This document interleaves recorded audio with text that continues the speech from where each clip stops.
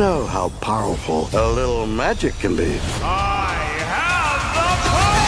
Welcome back to the Ruby Tuesday. I am reviewing the very controversial He-Man series, or Masters of the Universe series rather than the He-Man series. This has been obviously very controversial because people didn't really like what Kevin Smith did with it. I was on board the whole time. I enjoyed it a lot.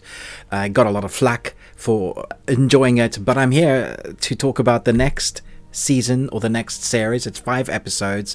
It's called Masters of the Universe Revolution, and I'm here to say whether it stuck the landing, whether it's as good as the previous episodes or better, and what you can kind of expect as Kevin Smith wraps up his storyline. I presume there's going to be more. There is, as always, a sort of end credit scene where they could do more if they wanted to. But for now, let's jump in. It's technology versus magic when He-Man and their heroic warriors face the forces of Skeletor and something more in Masters of the Universe Revolution. The new epic chapter in the battle for Grayskull, the newly mechanized Skeletor, armed with the might of the motherboard, attacks the heart of Eternia while Prince Adam grapples with a new responsibility and what that means for him as He-Man. Adam is forced to choose between the scepter or the sword, and has life as either the king or the champion. Meanwhile, the sorceress Teela searches for the secret of snake magic in the midst of dark smoke to rebuild a magic realm and help He-Man hold off the greatest threat Eternia has ever faced, the return of Hordak, the ruthless leader of the Horde Empire. He who masters technology masters the universe. So once again, Powerhouse Animations are animating this, and it's beautifully done. When you see the action, the fight sequences between He-Man and Skeletor and a number of other characters that you're not expecting to return, or ones that you are expecting to return but you're not sure how they're going to be utilized. When you see them in action, the fluidity, even though you're getting some fast cuts, the fluidity of showing us, it's like cutting to the action rather than cutting away from the action. Over, Skeletor! It's just the beginning. So you feel frustrated because you're not seeing that animated moments.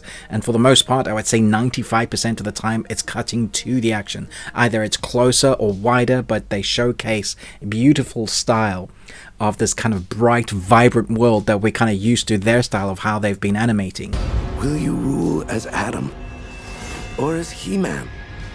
Because it cannot be both. And so when you take that in congruency with themes by Bear McCreary, who does an amazing theme that really gets you in the zone, but also kind of harks back to that original, and you take Sparks and Shadows score, the music by, when you add all that in, it adds in a mix of what we've seen before. Now, if you didn't like any of the new from the Revelation series, you didn't like that, you're probably going to want to tap out, because we get more of that. But this time round, it feels like a celebration of all things He-Man. Like I mentioned previously, there's a bunch of characters I wasn't expecting to see that were showcased on here for screen. It builds up to a crescendo of a massive battle like we have had in the past, but feels earned, but also celebrating.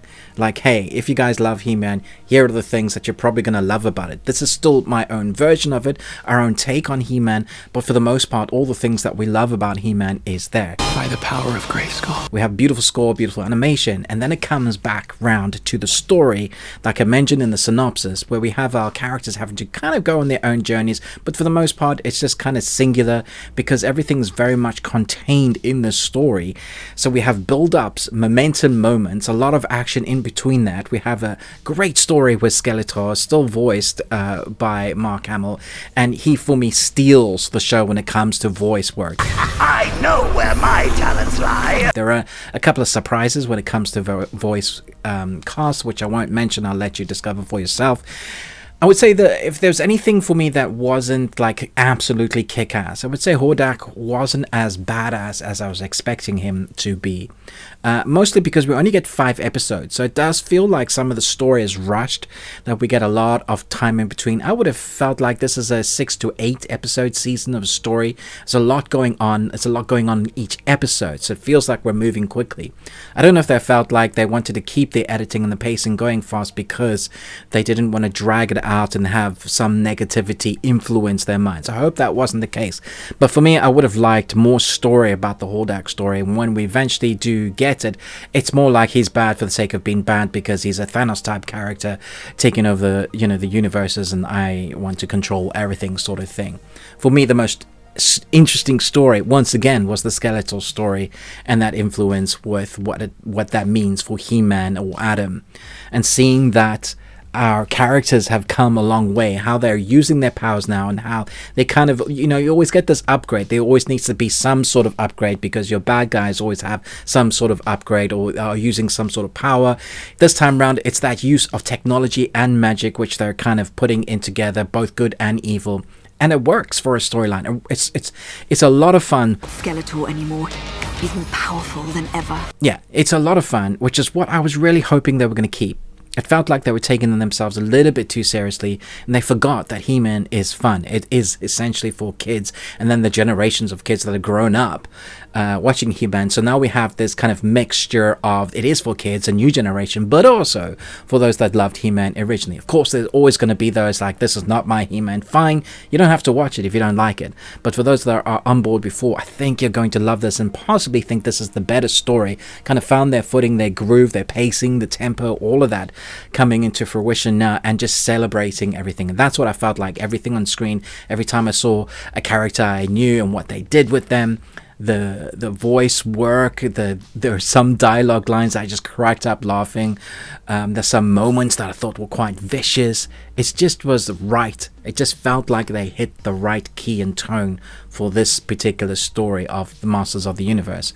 And so as a celebration, I'm very happy to say that for me, this was a strong 4 Nicolas Cages out of 5. You got one. If you disagree with me, that's absolutely fine. Everybody's entitled to their own opinion. Whether their opinion is right or not, that's for you to decide. But if you've been a part of the Ruby Tuesday, you probably like my opinion at some point, or have agreed with me. If you're sticking around with me, then you value my expertise and my background in film, and my degree, and all of like the journalism and stuff that I bring to kind of dissecting a piece of media. That's what I bring into this. So I try to be as non-biased as possible. Obviously, every single person on the planet is going to have some bias, whether they agree with that or not. Everybody comes with some bias of their own. So as much as I come at it as unbiasedly as possible, I am also all about animation in my YouTube channel. From anime to animation, you name it, I try and review it on this channel, along with world cinema like Korean drama, that sort of stuff. So if you're still here, thank you for being a part of the Ruby Tuesday. Let me know, what is your favorite He-Man character, and what are you hoping if we get more to see? Thanks so much, but most of all, until next time, remember, live long and Tuesday.